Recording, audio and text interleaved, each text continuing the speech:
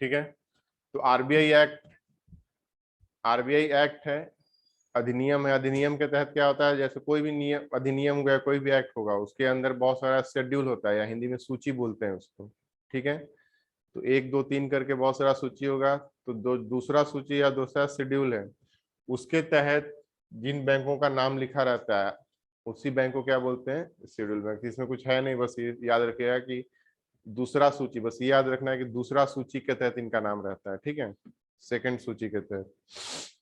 अब बैंकिंग का जो चैप्टर हम लोग पढ़ रहे थे, या फाइनेंशियल सेक्टर का जो हम लोग चैप्टर अभी पढ़ रहे थे, उसमें कुछ कुछ और टॉपिक है, जैसे priority sector lending, Basel accord, ये सब स्किप कर रहे हैं क्योंकि ये सब थोड़ा टफ टॉपिक हो जाएगा, हम लोग अंत में इसको पढ़ेंगे। ठीक है, अभी जो भी पढ़ रहे हैं धीरे धीरे लेवल इसका हाई करेंगे। इसके बाद हम लोग आ जाते हैं अब आरबीआई पे। अगला टॉपिक या अगला चैप्टर का नाम लिखिए आरबीआई।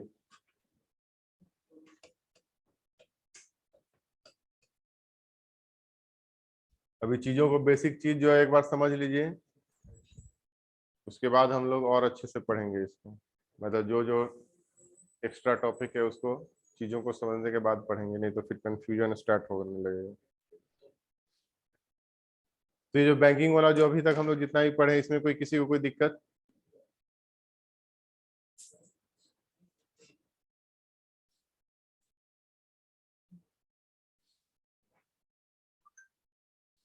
लिखिए विश्व का पहला पॉइंट लिखिए इसमें, विश्व का पहला केंद्रीय बैंक।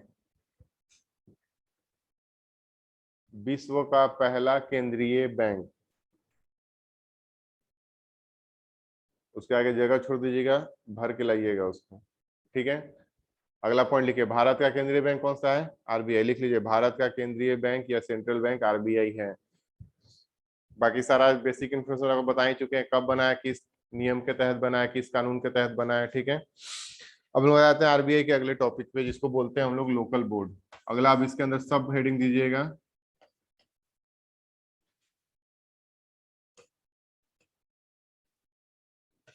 हिंदी में लिखिए इसको स्थानीय बोर्ड। स्थानीय बोर्ड। कोई भी, जैसे इंडिया है, इंडिया में क्या है, मल्टीपल स्टेट हैं।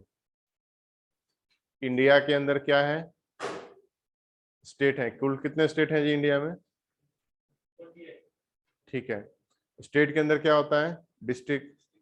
तो ऐसे धीरे धीरे पंचायत या गांव लेवल तक जाता है। तो ऐसा क्यों किया जाता है, इंडिया को एज ए सिंगल यूनिट हम लोग क्यों नहीं ट्रीट करते हैं, या कहीं भी वर्ल्ड में उसको अलग अलग सेपरेट स्टेट और प्रोविंसेस में क्यों डिवाइड किया जाता है? इसलिए डिवाइड किया जाता है ताकि एडमिनिस्ट्रेशन में आसानी हो। ठीक है। तो एडमिनिस्ट्रेशन अगर करना है किसी भी रीजन का, तो उसको पर्टिकुलर वे में या हायरार्की में आपको डिवाइड करना होगा। तो आरबीआई भी एडमिनिस्ट्रेशन में आसानी हो ठीक है, तो इसलिए आरबीआई ने क्या किया है, इंडिया को 4 अलग अलग लोकल बोर्ड में या 4 अलग स्थानीय बोर्ड में डिवाइड किया हुआ है। ठीक है। उससे क्या फायदा होगा, एडमिनिस्ट्रेशन में आसानी होगा आरबीआई को। ठीक है। तो लिखिए इसमें, आरबीआई ने, ये आरबीआई के तहत 4 लोकल बोर्ड हैं। आरबीआई के तहत 4 लोकल या स्थानीय बोर्ड हैं।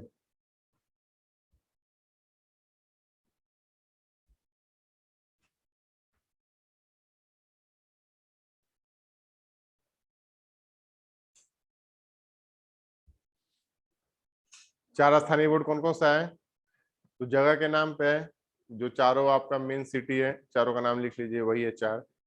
न्यू दिल्ली, मुंबई, कोलकाता, चेन्नई।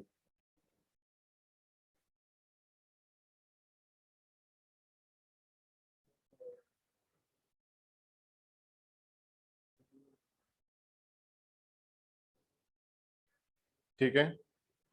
अगला सब टॉपिक लिखिएगा,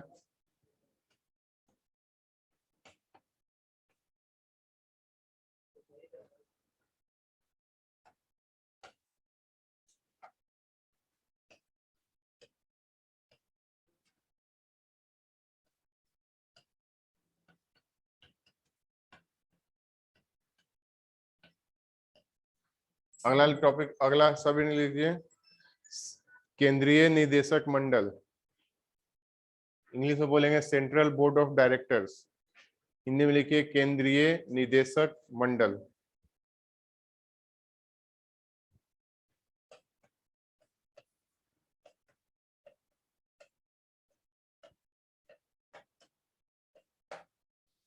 निदेशक मंडल या बोर्ड ऑफ डायरेक्टर का नाम सुने हैं? कोई भी कंपनी का होता है बोर्ड ऑफ डायरेक्टर्स। जैसे मान लेते हैं कोई कंपनी है, जैसे मान लीजिए टाटा कंपनी है, ठीक है। इस टाटा कंपनी का आपको पता होगा सारा डिसीजन मेकिंग, कोई भी कंपनी का टॉप लेवल एम्प्लॉय जो डिसीजन मेकिंग करता है वो कौन है? किसी कंपनी का top level decision maker officer को क्या बोलते हैं? क्या बोलते हैं? चेयरमैन नहीं लेता डिसीजन, सीईओ लेता है। इसको इंग्लिश में क्या बोलते हैं? Chief executive officer. तो कोई भी कंपनी का जो भी मेजर डिसीजन होता है कंपनी एकदम हाई लेवल पे, कौन लेता है? सीईओ। जैसे रिलायंस कंपनी का सीईओ कौन है? मुकेश अंबानी है, ठीक है। या कोई भी हो सकता है, जरूरी नहीं कि आज के एग्जाम्पल के लिए कोई भी जो डिसीजन मेकिंग करता है वो कौन है? सीईओ होता है। उसके साथ और भी बहुत सारा पोस्ट होता है, सीएफओ, सीओओ। जैसे सीएफओ हो गया चीफ फाइनेंशियल ऑफिसर, फिर सीओओ होता है चीफ ऑपरेटिंग ऑफिसर, वो सब इसी के तहत काम करता है, ठीक है, कोई भी कंपनी का। अब ये बताइए, ये किस कंपनी का सीईओ कौन बनेगा, ये कौन डिसीजन लेगा? अगर कोई भी कंपनी है उसका जो सीईओ कौन बनेगा, ये डिसीजन कौन लेता है? मालिक लेगा। तो जो इसका ओनर होगा वो डिसीजन लेगा। अब मान लीजिए ओनर बहुत सारे हैं, जैसे मान लेते हैं किसी के पास 20% ओनरशिप है, किसी के पास 30% ओनरशिप है, किसी के पास 40% ओनरशिप है, और एक के पास 10% ओनरशिप। मान लीजिए इसका 5 ओनर हो गया, ठीक है। ये सपोज कर लीजिए कि जो जो 40% का ओनरशिप है वो गवर्नमेंट ऑफ इंडिया के पास है, बाकी प्राइवेट के पास है, ठीक। ऐसा मान लेते हैं आईडीबीआई का स्ट्रक्चर है, ये सपोज कर लीजिए आईडीबीआई बैंक है, जिसका ओनरशिप कुछ ऐसा दिख रहा है, 40% भारत सरकार, 10% कोई और, 30% कोई और, 20% ऑफ और। इसका जो सीईओ बनेगा या जो भी मेजर जो टॉप मोस्ट पोस्ट होगा, वो कौन होल्ड करेगा, डिसीजन कौन लेगा? ओनर उसका लेगा। अब ओनर तो बहुत सारे हैं, अब कैसे डिसीजन लेगा ओनर? परसेंटेज ज्यादा है लेकिन 50 से ऊपर थोड़ी ना है, तो वैसे तो नहीं होता है। अब क्या देखें, देखिए जहां पे भी कंपनी का ओनरशिप बहुत सारा होता है, जैसे हमारे शेयर मार्केट में आप देखते होंगे, अगर आप रिलायंस का एक शेयर लेते हैं तो आप भी ओनर हैं, ठीक है। आप एक शेयर भी अगर होल्ड करते हैं तो आप भी कंपनी के क्या है? ओनर है। तो अगर शेयर मार्केट से जिस कंपनी के आप ओनर बनना चाहते हैं उस कंपनी का शेयर खरीद लीजिए, आप ओनर बन जाएंगे, ठीक है। भले वो परसेंटेज में 0.1 हो या 0.2 हो या 100 हो, ठीक है। जीरो कैसे हो जाएगा? तो यहाँ पे कैसे होता है कि अब देखिए यहाँ पे क्या किया जाएगा ना, ये ओनर मिलके क्या अपॉइंट करेंगे, इसको बोलते हैं बोर्ड ऑफ डायरेक्टर्स या निदेशक मंडल। अब क्या होगा, अब ये डिसीजन लिया जाएगा, मान लीजिए बोर्ड ऑफ डायरेक्टर्स में टोटल 10 आदमी, 10 रिप्रेजेंटेटिव होगा। अब ये 10 मिलके ये मेजर जो टॉप लेवल डिसीजन होता है, जो सीईओ के ऊपर का लेवल का डिसीजन होता है, वो कौन लेता है? बोर्ड ऑफ डायरेक्टर्स लेता है। और बोर्ड ऑफ डायरेक्टर्स कैसे बनेगा? तो इन्होंने डिसीजन लिया कि 10 का बोर्ड होगा। अब 10 बोर्ड में किसका कितना आदमी जाएगा? तो जो 20% वाला होगा उसका 2 आदमी जाएगा, 30 वाले का 3 जाएगा, 40 वाले का भारत सरकार का 4 आदमी जाएगा, और इसका 1 जाएगा। तो टोटल 10 आदमी आ गया। अब ये 10 मिलकर डिसीजन लेगा क्या क्या करना है, और डिसीजन कैसे होगा? मेजोरिटी से, मतलब जिसपे 5 आदमी से ज्यादा सहमत है वो लागू हो जाएगा, ठीक है। तो ये जो डिसीजन मेकिंग होता है, जो टॉप लेवल, जो हाईएस्ट लेवल पे डिसीजन मेकिंग होता है, वो कौन करता है? बोर्ड ऑफ डायरेक्टर्स करता है। ये हो सकता है ओनर, जैसे मान लीजिए रिलायंस कंपनी का ओनर भी वही है, बोर्ड में भी वही है, और सीईओ भी खुद है। तो जो खुद है वो खुद अपने आप को हर जगह रख सकता है या नहीं भी रख सकता है, तो डिपेंड करता है कंपनी के फॉर्मेट के ऊपर। तो बोलने का ये मतलब है सीधा सा बात कि टॉप लेवल डिसीजन किसी भी कंपनी का कौन लेता है? Board of director. जैसे सीईओ कौन बनेगा, कंपनी का नया एक्सपेंशन कहाँ होगा, कौन सा प्रोडक्ट लॉन्च होगा, ये सब कौन डिसीजन लेता है? बोर्ड ऑफ डायरेक्टर्स लेता है, ठीक है। तो बोर्ड ऑफ डायरेक्टर्स, बस ये नॉर्मली हम समझाने का कोई रिलेशन नहीं है। तो उसी प्रकार से आरबीआई का भी जो मेजर डिसीजन होता है वो उनके गवर्नर के द्वारा सिर्फ नहीं लिया जाता है, उसमें भी बोर्ड ऑफ डायरेक्टर्स होता है, ठीक है। और उस बोर्ड ऑफ डायरेक्टर्स को क्या बोलते हैं? सेंट्रल बोर्ड ऑफ डायरेक्टर्स को। मतलब आरबीआई का जो मेजर डिसीजन मेकिंग होता है वो किसके द्वारा किया जाता है? बोर्ड ऑफ डायरेक्टर्स के द्वारा। और यहाँ पे उसको क्या बोला गया है? Central board of directors. इसके अंदर कितने मेंबर्स हैं, मतलब इसके तहत कितने लोग हैं? टोटल 21 लोग हैं। लिखिए इसके बारे में। मतलब बोर्ड ऑफ डायरेक्टर्स समझ में आ गया ना क्या होता है? कोई भी कंपनी का यही रूल होता है। तो लिखिए आरबीआई के तहत कुल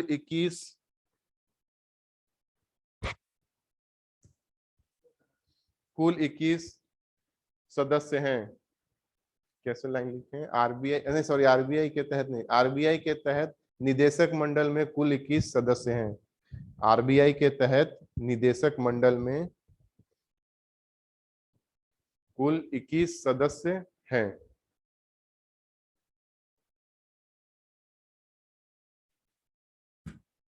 जो उच्च स्तर के फैसले लेते हैं।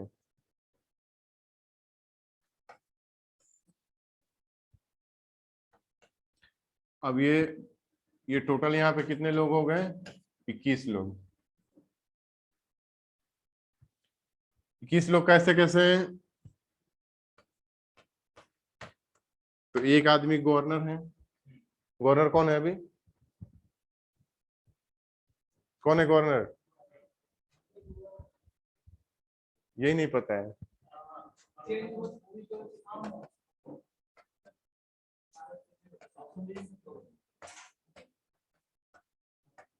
आरबीआई के तहत टोटल 4 डिप्टी गवर्नर बन सकते हैं मैक्सिमम, उससे ज्यादा डिप्टी गवर्नर नहीं हो सकता है। ठीक है, तो 21, ये टोटल निदेशक मंडल 21 लोगों का है। कैसे कैसे बना है? तो एक गवर्नर और 4 डिप्टी गवर्नर। उसके बाद को बताया गया था लोकल बोर्ड टोटल कितना है? लोकल बोर्ड 4, तो चारों से कुल एक एक सदस्य आएंगे। तो लोकल बोर्ड या स्थानीय बोर्ड से कितना लोग आ गया? 4। ठीक है, सबसे एक एक। उसके बाद मिनिस्ट्री ऑफ फाइनेंस, वित्त मंत्रालय,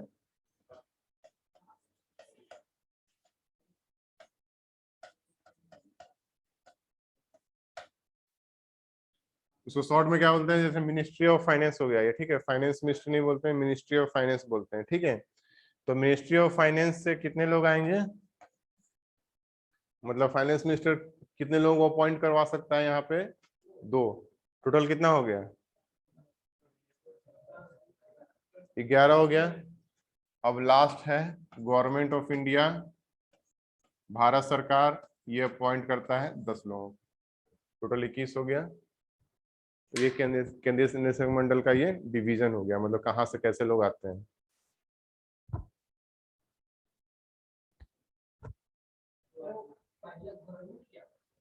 गवर्नर,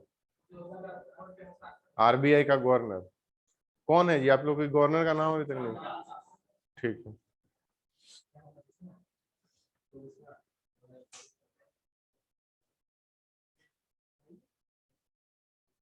शक्तिकांत दास 25वें गवर्नर है।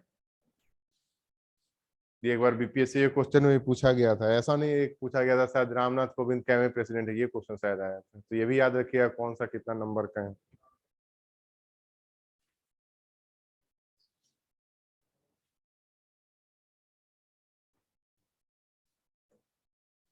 ठीक, मुद्रा जारी करना। मुद्रा जारी करना, मुद्रा मतलब क्या?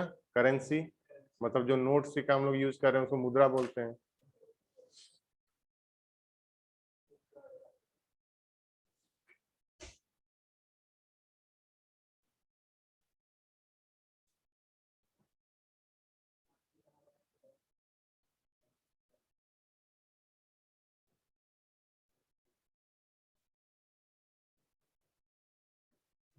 अब मुद्रा जो जारी किया जाता है आरबीआई के द्वारा, वो कौन कौन सा मुद्रा होता है? कौन कौन सा मुद्रा हम लोग जो यूज करते हैं, करेंसी यूज करते हैं जो आरबीआई का जहाँ पे साइन होता है? और कुछ ऐसा मुद्रा भी है जहाँ पे आरबीआई का साइन नहीं होता है। कौन सा? और सिक्का? सिक्का आरबीआई नहीं करता है। ठीक है, तो आरबीआई इशू क्या क्या कर सकता है? 2 रुपया से लेके 10,000 तक का नोट इशू कर सकता है। ठीक है, तक का। ठीक है, आरबीआई के पास इशू करने का कहाँ तक कागज है? 2 रुपया से 10,000 तक का नोट, सिक्का नहीं, सिर्फ नोट। ठीक है, 2,000 से 10,000 तक का नोट।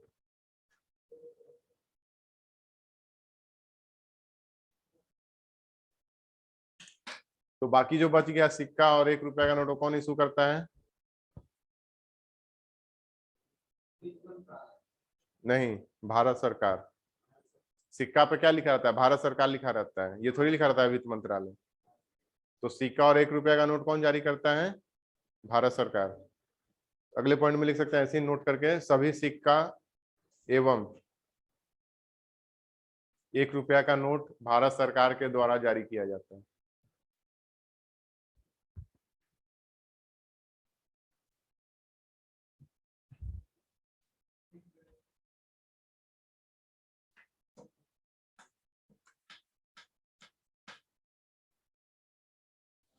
तो पहला काम क्या हो गया?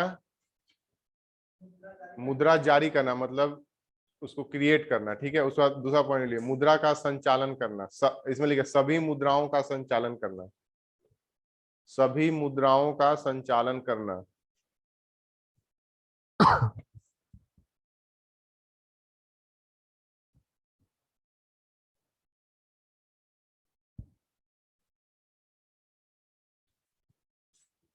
ठीक है, तो 2 रुपया से 10,000 तक का नोट आरबीआई के पास हो गया इशू का पावर, और क्वाइन प्लस 1 रुपया का, 1 रुपया का नोट ये कौन इशू करता है? Government of India. तो ये टोटल हम लोग का करेंसी हो गया, टोटल मुद्रा ये हो गया। अब इसको सर्कुलेट कौन करेगा? इधर देखिए जी बोर्ड पे, मुद्रा टोटल इतना हो गया हमारे पास। तो ये अलग इशू हो रहा है, ये अलग इशू हो रहा है, लेकिन इसका सर्कुलेशन, सर्कुलेशन मतलब हम लोग के पास ये कैसे पहुंचेगा? तो आरबीआई कैसे हम लोग के पास पहुंचाता है? तो बैंकों के माध्यम से हम लोग तक पहुंचता है। तो इन सभी का संचालन, कि सभी जगह पे, भारत का हर कोना पे हर सिक्का हर नोट मौजूद हो, इसका काम, ये काम किसका है? आरबीआई का। मतलब ये अपना तो ये संचालन करेगा ही, भारत सरकार के द्वारा जो इशू किया गया उसका भी संचालन आरबीआई ही करेगा। इसलिए लिखवाया गया सभी मुद्राओं का, सभी मुद्राओं का संचालन कौन देखता है? आरबीआई। लेकिन जारी सभी का नहीं करता है, ठीक है। उसके बाद लिखिए अगला पॉइंट, मौद्रिक नीति।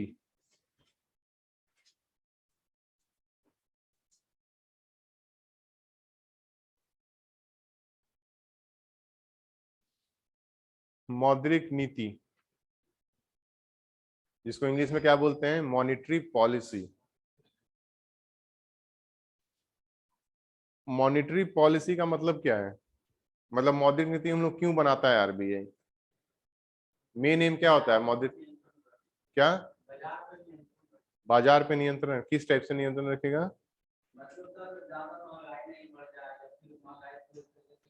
हाँ, तो इसका मेन मोटिव ये होता है मौद्रिक नीति का। इसके ऊपर पूरा चैप्टर है, मौद्रिक नीति चैप्टर आपको लिखवाए थे, पूरा चैप्टर इसे पढ़ेंगे डिटेल में क्या होता है। लेकिन इसका सिर्फ एक काम लिखे, क्या है मौद्रिक नीति से? क्या होता है? महंगाई को नियंत्रण में रखना। मौद्रिक नीति क्यों बनाया जाता है? महंगाई को नियंत्रण में रखने के लिए।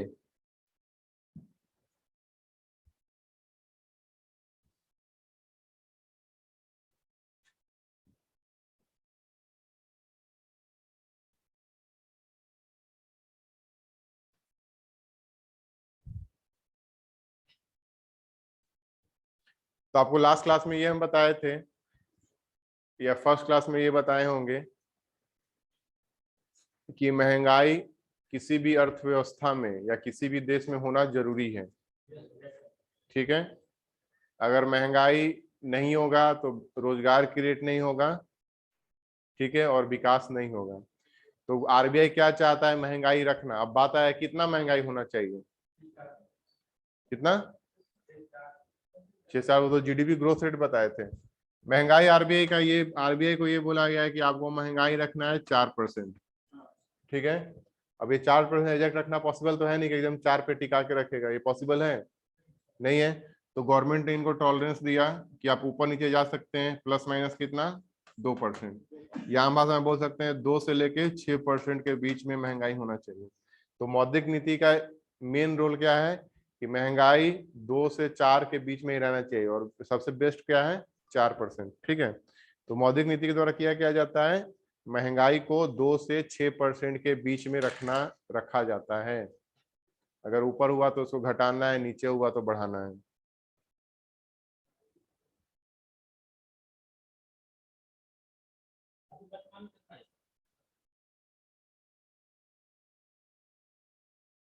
कौन पूछे? कौन पूछे? तो महंगाई किस चीज का? WPI, CPI, किसका? अरे हो गया। अगला लिखिए, बैंकों का बैंक। बैंकों का बैंक, या इंग्लिश में लिखिए बैंकर ऑफ बैंक्स। बैंकों का बैंक।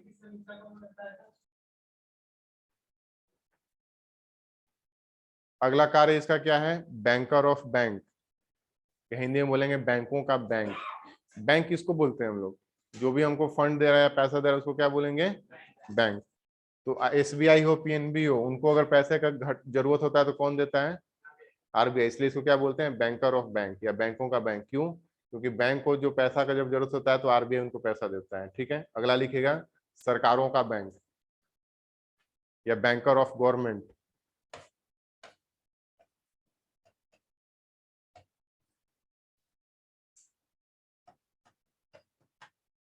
बैंकर मतलब जहां से हम पैसा ले रहे हो, मेरे लिए क्या है? बैंकर हो गया। ठीक है, तो सरकार को भी अगर कल को पैसा का जरूरत पड़ेगा तो किससे लेगा? RBI से लेता है, या राज्य सरकार हो या केंद्र सरकार हो, इसलिए उसको बोला जाता है बैंकर ऑफ गवर्नमेंट और बैंकर ऑफ बैंक भी।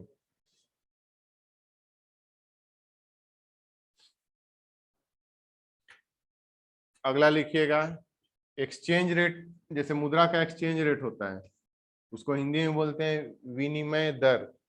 जैसे आप न्यूज में सुनते होंगे, 1 रुपया बराबर कितना, $1 बराबर कितना रुपया है?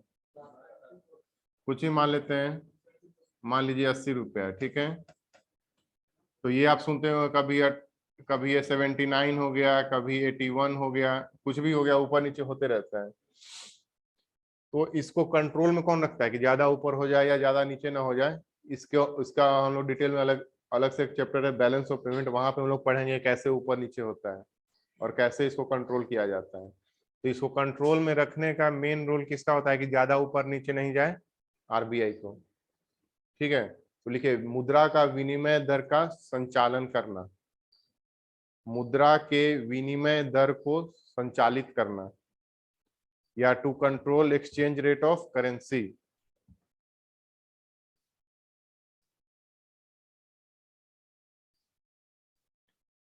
मुद्रा के एक्सचेंज रेट को नियंत्रित रखना या संचालित करना। जो मन करे लिख लीजिए। आपको पहले क्लास में बोले हैं ये यहाँ पे रिटेन आपको नहीं लिखना है, ऑब्जेक्टिव चीजों को समझिए। तो दोनों में क्या अंतर बोलना चाहते हैं? संचालन और नियंत्रण दोनों मिलता जुलता शब्द है। नीचे ना हो जाए, इसको कंट्रोल बोलेंगे या रेगुलेट बोलेंगे, कुछ भी वर्ड यूज कर सकते हैं। अब ये तो हिंदी का क्लास है नहीं या इंग्लिश का क्लास है नहीं कि हम लोग इसे साहित्य पे जाएंगे, लैंग्वेज पे जाएंगे। मेन मोटिव है मुद्दा समझना। ठीक है, तो एक्सचेंज रेट जो है हमारा, $1 के प्रति कितना रुपया का वैल्यू होगा, इसको कंट्रोल में रखने का अधिकार या किसको दिया गया है? RBI को दिया गया है। अगला लिखिए, विदेशी मुद्रा भंडार को बनाए रखना या मेंटेन करना। विदेशी मुद्रा भंडार को बनाए रखना। विदेशी मुद्रा भंडार को इंग्लिश में बोलते हैं foreign exchange reserve. Foreign exchange reserve क्या होता है? फॉरेन एक्सचेंज रिजर्व मतलब क्या है? विदेश, हिंदी में क्या बोल रहे हैं? विदेशी मुद्रा भंडार। मतलब कल को मान लेते हैं भारत में संकट आ जाए और आपको तेल इंपोर्ट करना है, तो कैसे करेंगे? तो जब तक आपके पास विदेशी मुद्रा नहीं होगा, आपको कोई इंपोर्ट करने में बहुत समस्या होगा। इसी को देखते हुए कल को अगर कोई भी आर्थिक स्थिति ऐसा विपत्ति आता है तो उस केस में इंपोर्ट के लिए कोई प्रॉब्लम ना हो जाए, इसके लिए RBI ने क्या करके रखता है, कोई भी देश का केंद्रीय बैंक क्या करता है? फॉरेन एक्सचेंज रिजर्व बनाता है। ठीक है, उससे क्या होगा? विपत्ति की स्थिति में वो एक इंपोर्ट करने के काम में आएगा। तो ये काम किसका है? RBI का है कि RBI विदेशी मुद्रा भंडार बना के रखे। कितना है नहीं, ये सब डिटेल में लोग पढ़ेंगे बैलेंस ऑफ पेमेंट, भुगतान संतुलन वाले चैप्टर में ये सब। ठीक है, मतलब ये लास्ट दो अभी हम लोग लिखे हैं, ये इसका अलग चैप्टर है, बैलेंस ऑफ पेमेंट, वहां पे पढ़ेंगे इसके बारे में डिटेल में। लास्ट लिखिए LOLR। LOLR इसका फुल फॉर्म होता है लेंडर ऑफ लास्ट रिजॉर्ट।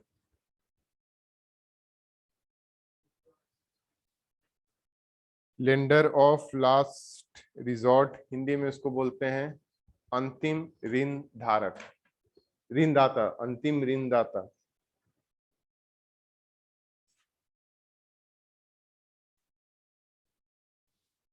इसका मतलब क्या होता है, इसका बेसिक एक मतलब होता है लेंडर ऑफ, लेंडर मतलब क्या होगा, जो पैसा देता है, या बैंकर बोल सकते हैं या लेंडर बोल सकते हैं। लास्ट रिजॉर्ट का मतलब क्या होता है, अंत में।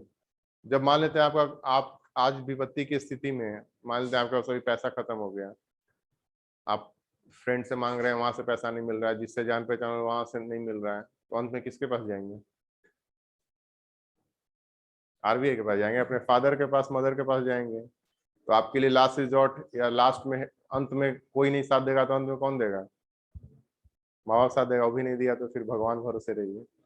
तो जो भी आपको अंत में, या मतलब कोई भी विपत्ति में जो कोई सहारा नहीं देता है, तो कौन सहारा देता है, कोई भी जो भी देता है उसको बोलते हैं लास्ट रिजॉर्ट, या अंत वाला जो भी है। तो यहाँ पे बोला गया ये क्या है, लेंडर ऑफ लास्ट रिजॉर्ट है। मतलब ये जनरली यूज किया गया टर्म बैंकों के लिए, कि बैंक अगर कल को ऐसा स्थिति हो जाए कि वो बंद होने का कगार पे हो जाए, उस स्थिति में RBI का काम क्या होता है, उनको लोन देके उनको वापस से जिंदा करना।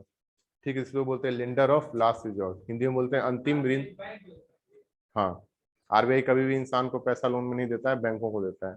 तो जनरली ये किस टर्म में यूज किया गया है, किसके रिस्पेक्ट में, बैंकों के रिस्पेक्ट में यूज किया गया है। मतलब किसी इंसान को भी पैसा नहीं देगा, कोई भी बैंक अगर बंद होने के कगार पे आता है, तो उस केस में अगर उसको पैसे की जरूरत है और उसको कोई मदद नहीं कर रहा है, तो कौन मदद करेगा, RBI का ये काम होता है कि कोई भी बैंक बंद ना हो जाए, कैसे भी उसको जिंदा करे, या उस मतलब बैंक अगर बंद हो जाएगा या कुछ होगा तो किसका पैसा फंसेगा, जिसमें उसका अकाउंट खुला हुआ है, या बोल सकते हैं आम जनता का पैसा जाएगा।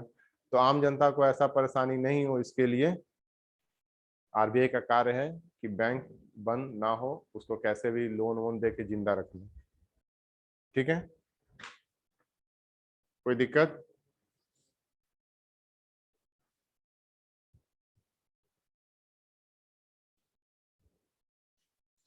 अब यहाँ तक देखिए, RBI के बारे में कुछ फैक्चुअल बात है जो अगले क्लास में हम लोग डिस्कस करेंगे, और उसके बाद हम लोग अगला चैप्टर स्टार्ट करेंगे मॉनेटरी पॉलिसी, जिसको डिटेल में हम लोग, आप लोग भी पढ़ के आइएगा।